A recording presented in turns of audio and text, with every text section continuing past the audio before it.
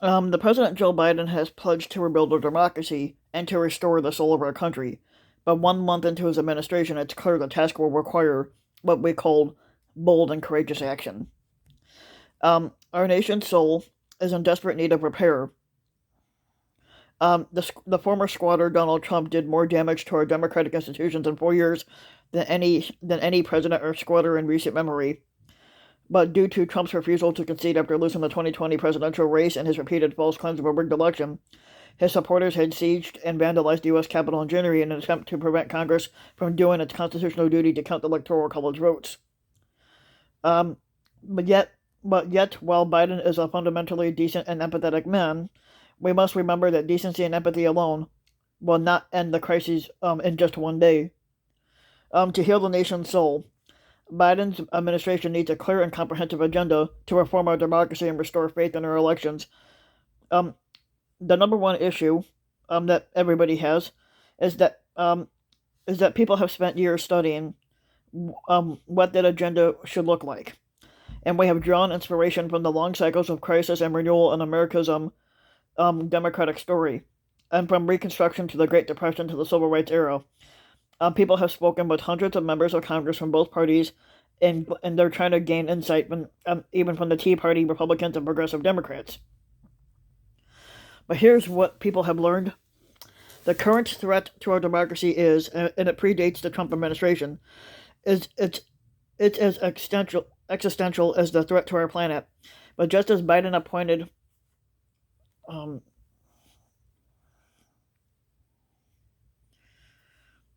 let's see here.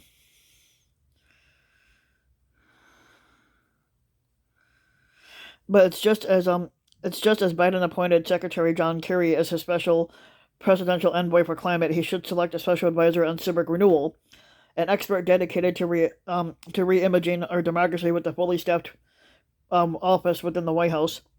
This advisor and team of experts could help President Biden implement a broad plan to restore our democratic institutions, starting with reforming our political process. Um, Political reform is essential because it is hard to govern together when the system encourages polarization and strife. Gerrymandering and big money have robbed political power from the many and awarded it to the few.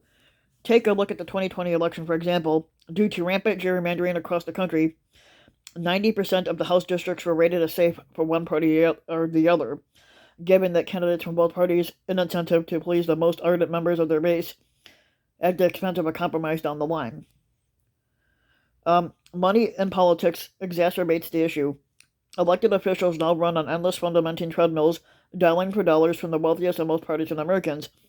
But not only does this constant fundraising intensify partisan divide, it is a time that's stuck that keep it is a time stuck or time suck, sorry. It is a time suck that keeps members of Congress from working on behalf of their constituents. Biden's team must combat these abusive norms so that our political systems can function, but their plan shouldn't end just there. A healthy democracy requires a culture of shared values and civic engagement, a culture that is now sorely lacking. 8 in 10 Americans report being concerned about the state of our democracy.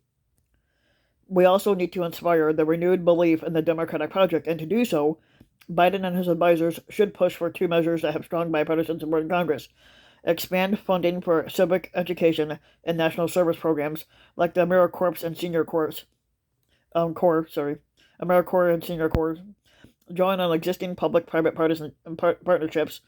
These initiatives would give young people a deep understanding of how the democratic principles and a common experience that will bond the community. Finally, to ensure that those bonds reach across our stark divisions, Biden must take concrete measure to repair the national dialogue, because we can't govern together if we see our political counterparts as enemies. Partisan division, echo chambers, and disinformation frequently drown out the potential for compromise. According to one poll, 2 out of 5 Americans believe that their political opponents represent a threat to their way of life. And we need media reform and a wholesale commitment to bridging these divides if we want to chart a path forward. The Biden administration must clearly and consistently hold social media platforms accountable for spreading lies and propaganda and codify the responsibilities in law. These companies must not be treated as a neutral bulletin board, but as the discourse curators that they are. And the Biden administration must scale up visionary solutions like the Listen First Project and the better angel society which repair our social fabric with one conversation at a time. If it sounds like a lot, that's because it is. No one silver bullet will fix our current troubles, but when combined and assigned to an experienced special advisor within an office to the White House, whose role will be to ensure their success, these reforms will help us renovate our democracy for generations to come. These efforts must be tied to rebuilding our economy and addressing the structural racism that continues to shape our nation. That this is how Biden can use that law, the economy, civil society, and the bully pulpit to create an inclusive democracy.